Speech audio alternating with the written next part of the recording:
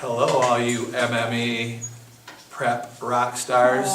This is your old friend Mr. Haynes reminding you about the first 10 amendments.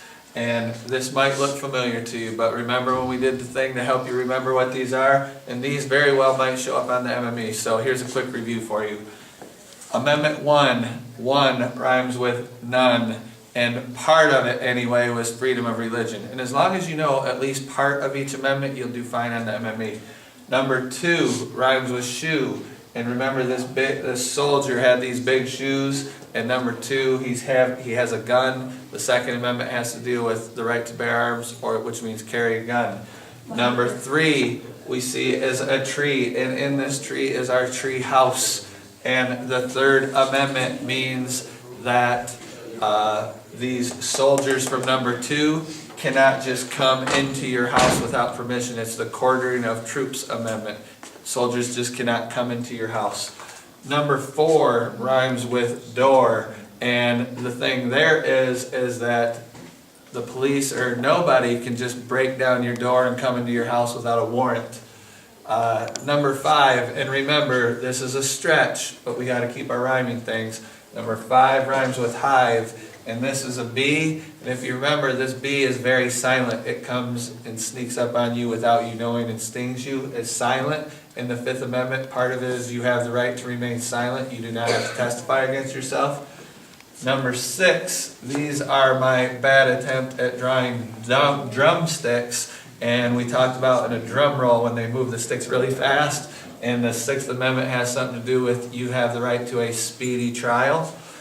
Number 7, again, bad drawing, but 7 rhymes with heaven. And we talked about some people believe to get into heaven you have to be judged whether you're worthy of getting in there. And the Seventh Amendment is you have the right to a trial by jury. So a jury would decide whether you get into heaven. Number 8 rhymes with gate, and again, bad drawing, but this gate here is cracking down on this guy's head, and that seems to me as cruel and unusual, and the Eighth Amendment is there is no such thing as a cruel and unusual punishment. Number 9 rhymes with wine, and these last two, if you remember from class, these are the kind of hard ones to understand. But the Ninth Amendment, it's telling us that we have so many rights they can't even list them all. There'd be too many to list. An example would be when you're 21, you do have the right to drink. That's one of your rights. But there's no way they can tell us all the things we have a right to do. So the Ninth Amendment is one that just says we have a lot of rights, you just can't list them all. Number 10 rhymes with hen. And as you can see, and I don't know if you can zoom in on this or not, but this hen is wearing a Michigan State tie. And what that signifies is the 10th Amendment is telling the states that just because if there's something not in the Constitution, then that's when the states can make their own laws.